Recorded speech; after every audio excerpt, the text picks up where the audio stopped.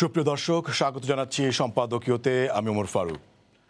দেশ সমস্যার মধ্য দিয়ে চলছে। মির্জা ফখরুল ইসলামের এমন মন্তব্যে ওবায়দুল কাদের বললেন, বিএনপির রাজনীতি কঠিন সমস্যার মধ্যে। আওয়ামী লীগ আমলে সংখ্যালঘু নির্যাতন বেড়ে যায়, এমন অভিযোগের জবাবে ওবায়দুল কাদের চৈত্রের দাবদাহে আষাঢ়ের গল্পের সঙ্গে তুলনা করলেন। এমন অভিযোগ পাল্টা অভিযোগ ও সাম্প্রতিক রাজনীতি বিষয়ে আজকের সম্পাদকীয় রাজনীতিতে চৈত্রের দাবদাহ আলোচনার জন্য আমাদের সাথে স্টুডিওতে আছেন ডাক্তার জাফরুল্লাহ চৌধুরী, ট্রাস্টি গণস্বাস্থ্য কেন্দ্র। এবং দর্শক, আমরা আশা করছি শিগগিরই আমাদের আলোচনায় এসে যোগ দেবেন সুচিন্তা ফাউন্ডেশনের চেয়ারম্যান মোহাম্মদ আরাফাত। দর্শক, আপনারা ওই আলোচনায় অংশ নিতে পারেন, এজন্য আপনাদের ফোন করতে হবে টেলিভিশনে দেখানো নম্বরে। এছাড়া ফেসবুক অথবা SMS এর মাধ্যমেও আপনারা আপনাদের মন্তব্য এবং প্রশ্ন পাঠাতে পারছেন। আলোচনা শুরুর আগে আমরা দেখে নিচ্ছি প্রধান শিরোনামগুলো। মুজিব বর্ষ ও স্বাধীনতার সুবর্ণ জয়ন্তীর অনুষ্ঠানে শ্রীলঙ্কার প্রধানমন্ত্রী রাজাপাকসে সম্পর্ক আরও সুদৃঢ় করার প্রত্যাশা দুদেশের সরকার প্রধানের।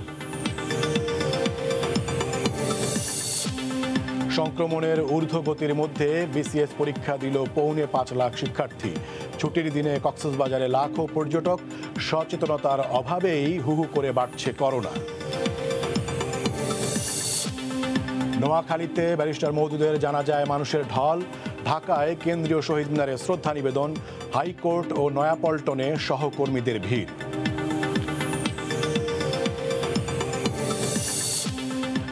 জনমনে স্বস্তি ফেরাতে সুনামগঞ্জের শাল্লায় আইনশৃঙ্খলা রক্ষা বাহিনীর ব্যাপক উপস্থিতি। হামলার ঘটনায় আটক 22, অজ্ঞাত 1,500 জনকে আসামি করে মামলা। এবং খালের ওপর শপিং মল কেন, এবার রাজুকের সমালোচনায় উত্তরের মেয়র। ঢাকাকে পরিচ্ছন্ন রাখতে ছাড় দেবেন না কাউন্সিলররা।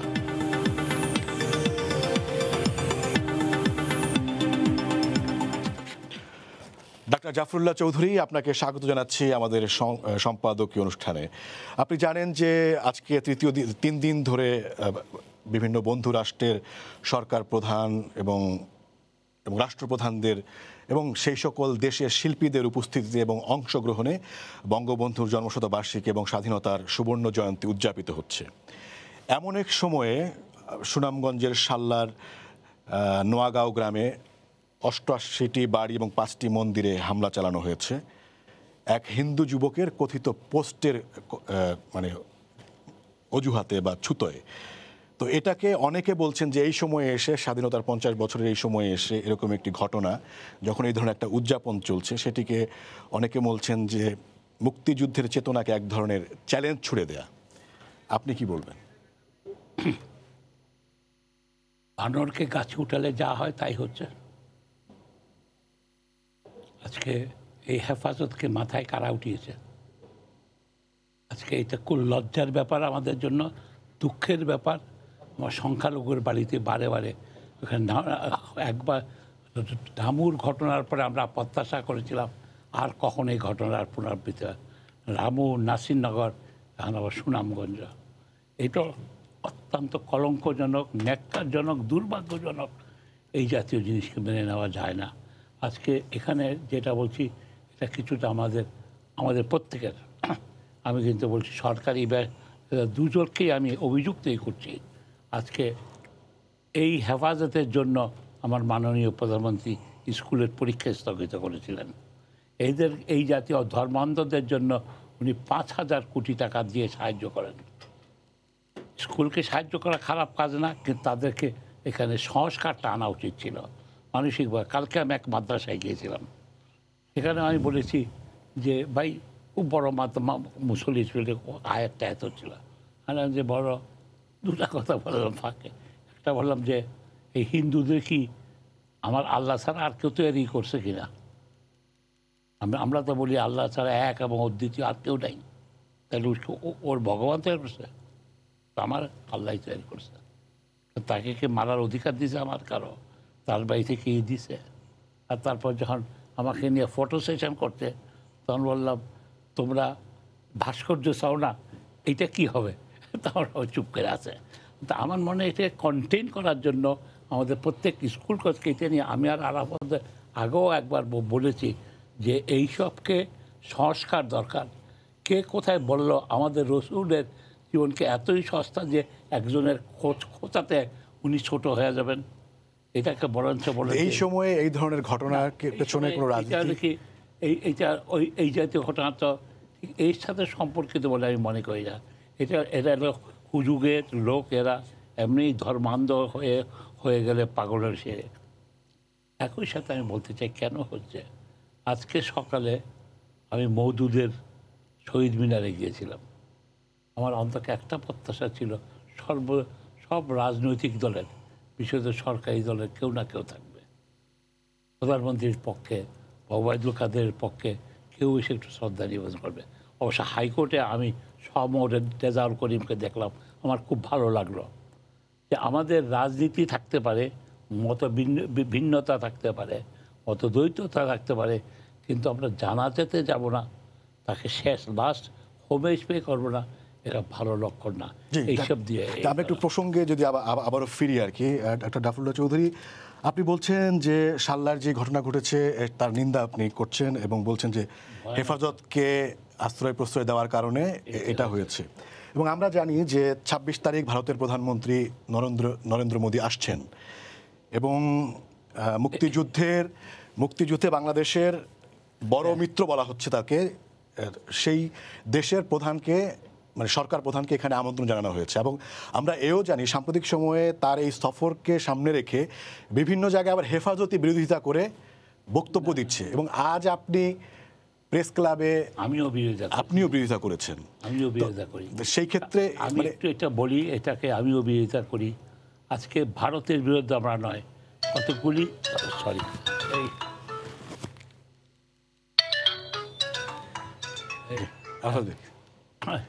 আমিও বিরোধিতা কোথায়, যারা আমার সাথে কতগুলি সমস্যা রয়ে গেছে, বিশেষ মোদী ভারতীয় প্রধানমন্ত্রীর যে ব্যক্তি, মোদীর কলঙ্কজনক তার ইতিহাস আছে, তার অতীত আছে। উনি যেভাবে হিন্দু মুসলমানকে দেখেন, আমার দেশে আমরা এই যে সুনামগঞ্জে আমরা লজ্জায় মাথা নুয়ে গেছে, ঠিক এই সময় আরেকটা এই জাতীয় ঘটনা যে সম্পূর্ণ উনি এসে যেটা করছেন, উনার রাজনীতিতে আমরা হওয়া উচিত না, ভারতের রাজনীতিতে আমরা পার্টি হওয়া উচিত না। এখানে আমাদের ভারতের ১.৫ কোটি মাতুয়া এই সম্প্রদায় আছেন, নমশূদ্র, এরা মূলত নমশূদ্র থেকেই হয়েছিল। তারা পশ্চিমবঙ্গের নির্বাচনকে এফেক্ট করতে পারে। এখানে মমতা আমাকে আর পানি দেবে যদি কোনোভাবে এফেক্ট হয়, তো এখানে আমাদের সরকারের একটা দায়িত্ব ছিল। ওনাকে তো ভারতের একটি রাজনৈতিক দলের নেতা হিসেবে আমন্ত্রণ জানানো হচ্ছে না।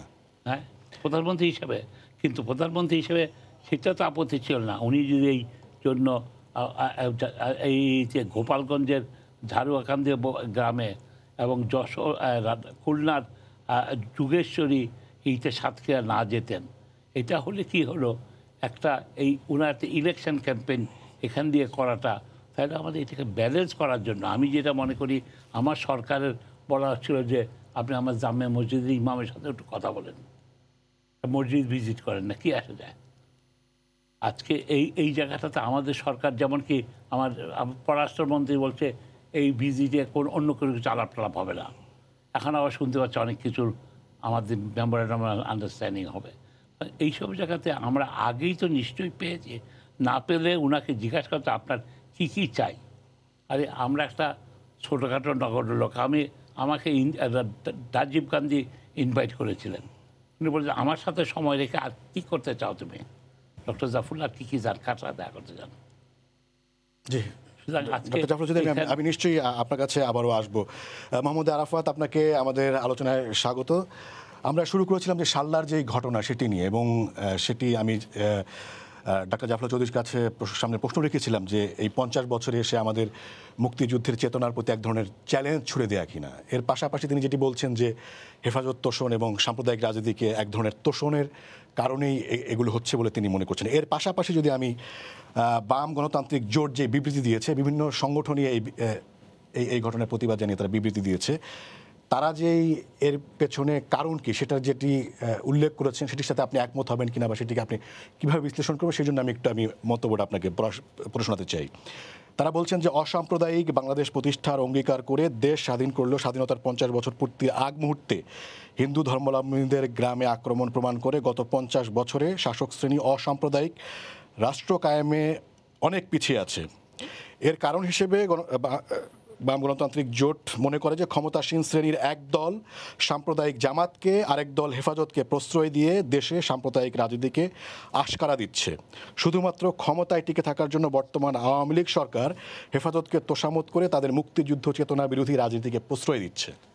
এই যে অবজারভেশন, এই যে পর্যবেক্ষণ, এটা নিয়ে আপনি কি বলবেন?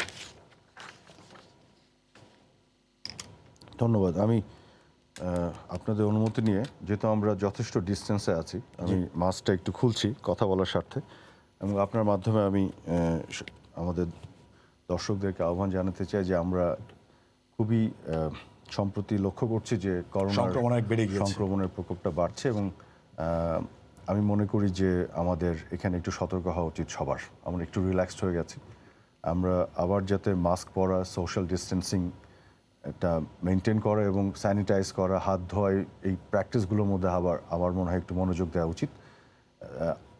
আমার কিন্তু করোনা হয়েছিল, ডাক্তার জাফরুল্লাহ সাহেবেরও হয়েছিল, কাজে এক ধরনের অ্যান্টিবডি কিন্তু আছে। তারপরে আবার প্রথম ডোজের টিকাটাও নিয়েছি, নেওয়ার পরে মোটামুটি 1 মাসের বেশি পার হয়ে গেছে, সেকেন্ড ডোজটা কিছুদিন পরে নেব।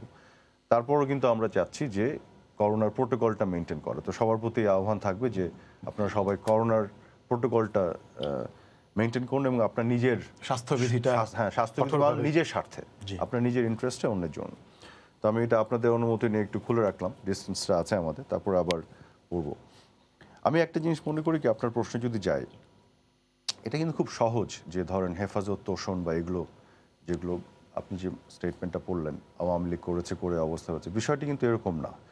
জিনিসটা হচ্ছে কি, বাংলাদেশে আপনি যদি খেয়াল করে দেখেন যে মুক্তিযুদ্ধ যে স্পিরিটের উপরে দাঁড়িয়ে হলো একটা অসাম্প্রদায়িক রাষ্ট্র চেতনা, গণতন্ত্র কিন্তু সাকসেসফুলি হবে না যদি না অসাম্প্রদায়িকতা থাকে। অসাম্প্রদায়িকতা এবং গণতন্ত্র কিন্তু আপনার একসাথে চলে। সাম্প্রদায়িক একটা পরিবেশে গণতন্ত্র সফল হয় না।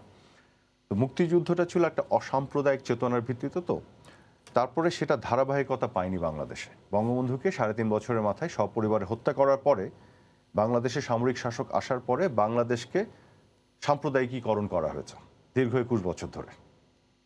মুক্তিযুদ্ধ বিরোধী শক্তি জামাতকে, সাম্প্রদায়িক উগ্র মৌলবাদী শক্তিকে এখানে খুঁটি গেড়ে শক্ত হয়ে ফুলে ফেটে বড় হওয়ার সুযোগ করে দেওয়া হয়েছে। সেই বাস্তবতায় দাঁড়িয়ে আপনার নতুন দলগুলি, সামরিক শাসন থেকে যারা জন্ম নিয়েছে, বিএনপি পরে জাতীয় পার্টি, এরাও কিন্তু সাম্প্রদায়িক রাজনীতি করেছে। আওয়ামী লীগ এখানে একা পড়ে গেছে। মূলধারাতে আওয়ামী লীগের প্রতিপক্ষ হয়েছে বিএনপি, জাতীয় পার্টি, জামাত। এদের সাথেই আওয়ামী লীগকে কিন্তু এই পথ চলতে হয়েছে 75 পরবর্তী সময়। সে তার মতন আর একটা দল পায়নি অসাম্প্রদায়িক এবং মুক্তিযুদ্ধ চেতনা নিয়ে। এই মূলধারার বাইরে বাম সংগঠন যেগুলো আছে, তারা বলছে তারা অসাম্প্রদায়িক এবং তারা বিশ্বাসও করে অসাম্প্রদায়িকতা, কিন্তু মূলধারাতে তারা শক্ত জায়গাটা তৈরি করতে পারেনি। যদি আপনি পপুলার ভোটের কথা বলেন সেই জায়গাতে, সো যে কারণে আওয়ামী লীগ মূলধারাতে একা পড়ে গেছে অসাম্প্রদায়িক রাজনীতির চেতনা। বাকিরা কিন্তু কেউ অসাম্প্রদায়িক না আওয়ামী লীগের মতো। তো এখানে সমস্যাটা হয়ে দাঁড়িয়েছে, দীর্ঘদিন এই রাষ্ট্র পরিচালনা, 50 বছরের মধ্যে 30 বছর তো সাম্প্রদায়িকরাই গোষ্ঠী রাষ্ট্র পরিচালনা করেছে, যে কারণে সাম্প্রদায়িক একটা পরিবেশ, চারণভূমি তৈরি হয়েছে বাংলাদেশের মধ্যে। এর মধ্যে আওয়ামী লীগকে অপারেট করতে হচ্ছে, আপনাকে জিনিসটা বুঝতে হবে। এখন দেখেন, আজকে যারা ধরেন সরকারের অন্যান্য ডাইমেনশন নিয়ে সরকারের বিরোধিতা করছে, ধরেন মানবাধিকার ইস্যু বলেন, দুর্নীতি ইস্যু বলেন, মত প্রকাশের স্বাধীনতা ইস্যু বলেন, বা ইভেন ভারতের প্রধানমন্ত্রী মোদীর সফর ইস্যুতে বলেন, তারা হয়তো ওই একটা ডাইমেনশনের উপরে দাঁড়িয়ে আওয়ামী লীগ সরকারের বিরোধিতা করছে। কিন্তু তাদের পিছন দিকে যে সমর্থক যারা রাস্তায় বা সোশ্যাল মিডিয়াতে, এরা কারা? এরা তো হচ্ছে সব ওই সাম্প্রদায়িক গোষ্ঠী, জামাত, শিবির এবং মৌলবাদী উগ্রবাদী গোষ্ঠী। আপনি দেখেন আজকে বামপন্থী একজন নেতার যে একটা বক্তব্য, আমি আপনাকে এম্পিরিক্যাল এভিডেন্স দিচ্ছি, যে বক্তব্যতে দেখা যাচ্ছে 5 লক্ষ ভিউ হয়েছে এবং অনেকে লাইক দিয়েছে, ছড়িয়েছে, যে বক্তব্যটা সরকারের বিভিন্ন বিষয় নিয়ে সমালোচনা করে। কিন্তু আপনি একটু গভীরভাবে লক্ষ্য করেন, যদি ভিতরে ঢুকেন, দেখবেন এগুলো শেয়ার করছে সব সাম্প্রদায়িক এই ছেলেগুলি, যারা সরকার বিরোধী সাম্প্রদায়িকতার কারণে, যারা জামাত, শিবির এবং মৌলবাদী, উগ্র মৌলবাদী যারা নিজে। আজকে যেমন ডাক্তার জাফরুল্লাহ সাহেব নরেন্দ্র মোদীর ব্যাপারে যে অবস্থানটা নিচ্ছেন ইন স্পিরিট, আমি ওনার সাথে কিন্তু দ্বিমত পোষণ করি না, কারণ আমিও তো সেকুলার প্রগতিশীল রাজনীতিতে বিশ্বাস করি, কারণ যে কোনো ধরনের সাম্প্রদায়িক রাজনীতির বিরুদ্ধে আমার অবস্থান। শ্রেষ্ঠত্ববাদ, সাম্প্রদায়িকতা, সেটা আমেরিকাতে হোক, ভারতে হোক, বাংলাদেশ হোক। কিন্তু মজার ব্যাপার হচ্ছে ওনার অবস্থান ঠিকই আছে ওনার জায়গায়, কিন্তু উনি একজন ব্যক্তি, ওনার মতো আরও 10 জন হয়তো আছে, কিন্তু আর বাকি যে হাজার হাজার লক্ষ যাদেরকে দেখছেন ওনাদেরকে সমর্থন দিয়ে মিছিল করছে, এরা কিন্তু নিজেরা এক একজন ওই সাম্প্রদায়িক বাংলাদেশে এক একজন মোদি, যারাই আবার ওই যে আক্রমণ করেছে সারলাই, যারাই নাসিরনগরে আক্রমণ করেছে, ওরা নিজেরা কিন্তু ট্রাম্প এক একজন, নিজেরা এক একজন উগ্রবাদী। কিন্তু ওরা বাংলাদেশে উগ্রবাদী, আবার আমেরিকাতে ট্রাম্পকে ওদের পছন্দ না, ইন্ডিয়াতে সাম্প্রদায়িক বিজেপির রাজনীতি পছন্দ না, কিন্তু বাংলাদেশে ওরা একই রাজনীতি করছে। আমি মনে করি যে গণতন্ত্রের প্রশ্নে, মানবাধিকারের প্রশ্নে, মত প্রকাশের স্বাধীনতার প্রশ্নে আমাদের একটা জায়গায় যেতে হবে, কিন্তু তারও আগে ট্রু সেন্সে যারা সাম্প্রদায়িক তাদের বিরুদ্ধে আর একটা ঐক্য দরকার, অসাম্প্রদায়িকদের। এখানে আওয়ামী লীগের সাথে আমি মনে করি জাফরুল্লাহ সাহেবের ঐক্যটা বেশি জরুরি। তা না হলে জাফরুল্লাহ সাহেব, বা আমি ওনাকে মেটাফরিক্যালি বলছি, উনি আজ ব্যক্তি হিসেবে না, উনি ধর অন্য কতগুলো ইস্যুতে সরকারের বিরোধিতা করছেন বা সমালোচনা করছেন, যৌক্তিকভাবে হয়তো করছেন, কিন্তু ওনার পিছন থেকে সাপোর্ট কিন্তু হচ্ছে সব সাম্প্রদায়িকরা। কেন? ওদের ইস্যু তো সরকারের বিরোধিতা অন্য কারণে, কারণ ওরা হচ্ছে সেকুলারিজম পছন্দ, ওরা মুক্তিযুদ্ধের চেতনা পছন্দ করে না। অ্যাপারেন্টলি মনে হচ্ছে ওরা জাফরুল্লাহ সাহেবকে সাপোর্ট দিচ্ছে এবং জাফরুল্লাহ সাহেবের লোক, কিন্তু ওদের কালকে জাফরুল্লাহ সাহেব আবার যখন অসাম্প্রদায়িক একটা বক্তব্য রাখছেন বা অনেক জায়গায় রেখেছেন, তখন ওনাকেও কিন্তু তারা আবার একবার রীতিমতো আক্রমণ করছে। সো এই যে এখানে এই যে জায়গাটা আশেপাশে জড়িয়ে গেছে, এখানে আমাদের ডিস্টিংশনটা ক্রিয়েট করতে হবে। এবং দীর্ঘদিন ধরে এই মূলধারার রাজনীতিতে একটা গোষ্ঠী কিন্তু সাম্প্রদায়িক গোষ্ঠীকে যেভাবেই হোক আপনার বাতাস দিচ্ছে এবং মদত দিচ্ছে। সাম্প্রদায়িকতার উপরে দাঁড়িয়ে যে রাজনীতি, জামাত এবং জামাতের পৃষ্ঠপোষক যারা, আমি বিএনপির কথা বলবো, এবং আরও যারা ধর্মভিত্তিক রাজনীতিকে যারা বেশি প্রশ্রয় দিয়েছে, তারা এই সাম্প্রদায়িক রাজনীতিটাকে উস্কে দেয়। এবং যে কারণে আজকে কিন্তু আপনি শুধু আইন প্রয়োগ করে, সারলাতে যে ঘটনা ঘটেছে, নাসিরনগরে বা রামুতে যেগুলো ঘটেছে, আইন প্রয়োগ করে 2-4টা লোককে আপনি ধরে আপনি বিচার করলেন, কিন্তু সাম্প্রদায়িকতা মূলে যদি শিকড়ে আঘাত করতে না পারেন, এটা আবার ঘটবে। আওয়ামী লীগের মতন দল, ধরেন আওয়ামী লীগের সরকারে আছে, তার অনেক জায়গাতে বিচ্যুতি, স্খলন বা ধরেন ব্যর্থতা আছে, মানলাম। তারপরও আপেক্ষিক অর্থে আওয়ামী লীগের চাইতে আর একটা বিকল্প আছে যে সাম্প্রদায়িকতার প্রশ্নে অসাম্প্রদায়িক, তার আমলে এই ঘটনাগুলি ঘটাচ্ছে। কারণ হচ্ছে রাজনীতির ভিতরেই, ডিএনএর ভিতরে সাম্প্রদায়িকতা রয়ে গেছে এদেশে, যেটাকে 50 বছরের মধ্যে 30 বছর এই সাম্প্রদায়িক গোষ্ঠী রাজনীতিতে ধর্মের ব্যবহার করে মুক্তিযুদ্ধ অপশক্তিকে সামরিক শাসকরা বিভিন্নভাবে রাষ্ট্রের কাঠামোর মধ্যে এনে এই জায়গাটা তৈরি করে দিয়েছে।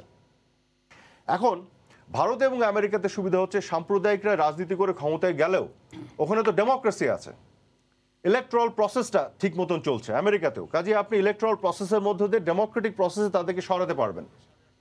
যদিও তারাও কিন্তু ক্ষমতায় যেয়ে কিন্তু এই ইনস্টিটিউশনগুলোকে নষ্ট করার চেষ্টা করে, ট্রাম্প করেছে, এবং আজকে মোদি সাহেবের বিপক্ষেও ভারতেই অনেক পলিটিশিয়ান অভিযোগ করেন জুডিশিয়ারি বা এগুলোতে তাদের বিভিন্ন ধরনের হস্তক্ষেপ, কিন্তু বাংলাদেশে এটা তো ভিত্তি পায়নি। অর্থাৎ আজকে যারা ধরেন যে সাম্প্রদায়িক গোষ্ঠী বিএনপি, জামাত এবং তাদের পিছন থেকে উগ্র মৌলবাদী সাম্প্রদায়িক গোষ্ঠী যারা গণতন্ত্রের কথা বলে, সুষ্ঠু নির্বাচন চায়, তারা নিজেরা অতীতে যখন ক্ষমতায় ছিল কখনো সুষ্ঠু নির্বাচন দেয়নি। এবং আপনি গ্যারান্টি দিচ্ছি কালকে যদি তারা ক্ষমতায় আসে আবার নির্বাচন তারা চুরি করবে। কাজেই নির্বাচনী প্রক্রিয়া এবং গণতন্ত্র তো শক্ত ভিত্তির উপর এখানে নাই।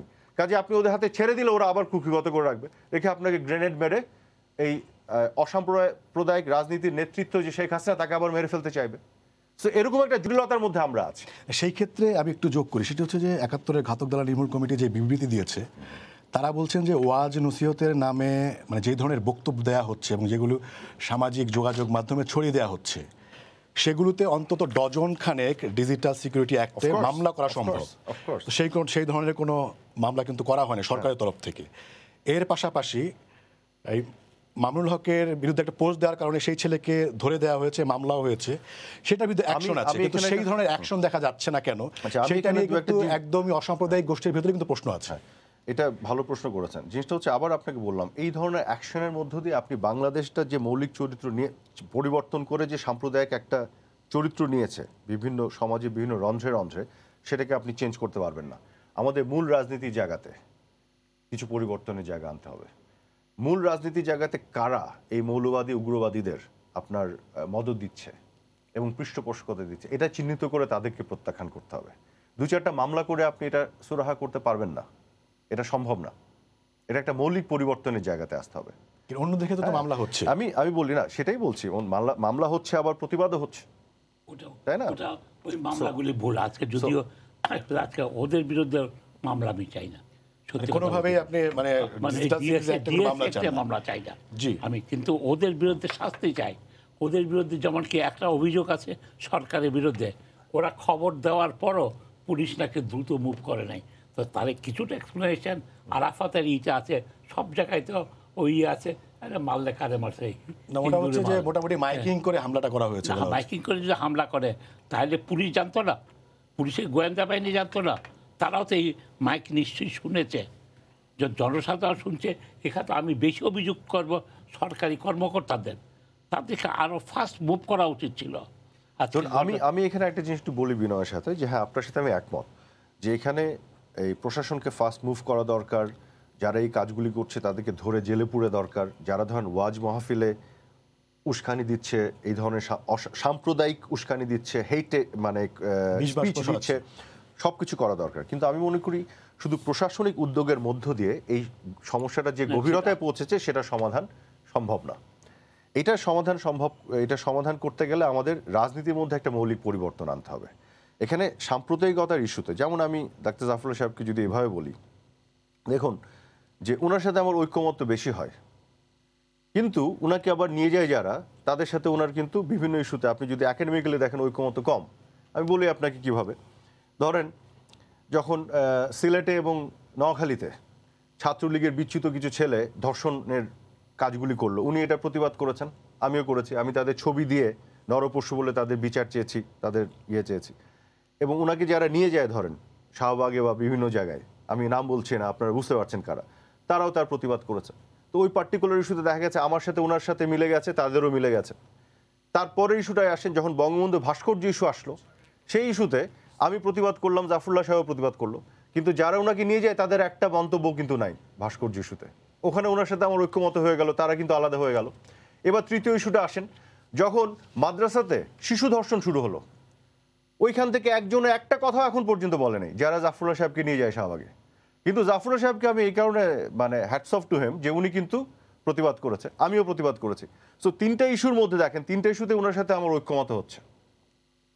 ঠিক আছে না, এখানে বলার একটা কারণ আছে, যারা ওনাকে নিয়ে যাচ্ছেন, যারা ধরেন আজকে বিরোধিতা করছেন, তাদের সমর্থক কারা, এদের এই যে অধিকার পরিষদ এবং তাদের সাথে যে কজন, আমি আপনাকে বলি, লাস্ট একটা কথা বলে নিই না, উনি সচেতন, আমি নিশ্চয়ই বিশ্বাস করি, এবং বাকি জিনিসগুলো তো আমরা বলার চেষ্টা করছি। কিন্তু এই যে অধিকার পরিষদ এবং এই 4-5 জন যাদেরকে আমরা দেখি, তাদের সমর্থক কারা, আপনি শুধু সামাজিক যোগাযোগ মাধ্যমে যাবেন আর দেখবেন এই অ্যাবসলিউটলি উগ্র সাম্প্রদায়িক মৌলবাদী ধর্মীয় এই মৌলবাদী সাম্প্রদায়িক গোষ্ঠীটা, এদেরকে সরিয়ে নিলে এদেরকেও নাই। ডক্টর জাফর, মানে আপনি মানে বিভিন্ন সময়ে মানে যেই অবস্থান নেন, অনেক সময় দেখা যায় যে আপনার অবস্থানের একদমই বিপরীত প্রান্তে যারা, তাদেরও তারাও আপনার সঙ্গ পায়, মানে সেটি কি আপনি কিভাবে? না, এটা ওনার দোষ না, আমি সরি, আমি এই প্রশ্নের উত্তর আমি দিই। উনার সঙ্গ তারা পায় না, উনি তো ওনার জায়গাতে ঠিকই আছেন। উনি তো তখন ভাস্কর্য ইস্যুতে উনি মানে স্ট্যান্ড নিচ্ছেন, ধর্ষণ ইস্যুতেও নিচ্ছেন, উনি সাম্প্রদায়িক আক্রমণ হচ্ছে ইস্যুতেও নিচ্ছেন। কিন্তু কখনো কখনো বেছে বেছে ওদের সুযোগ সুবিধা মতন, ধরেন ডিএসএ ইস্যুতে আছে, এখানে সরকারকে একটু সরকার বিরোধিতা করা যায়, তখন ওনাকে তারা বেছে নিয়ে যায়। কিন্তু সব ইস্যুতে তো যাচ্ছে না।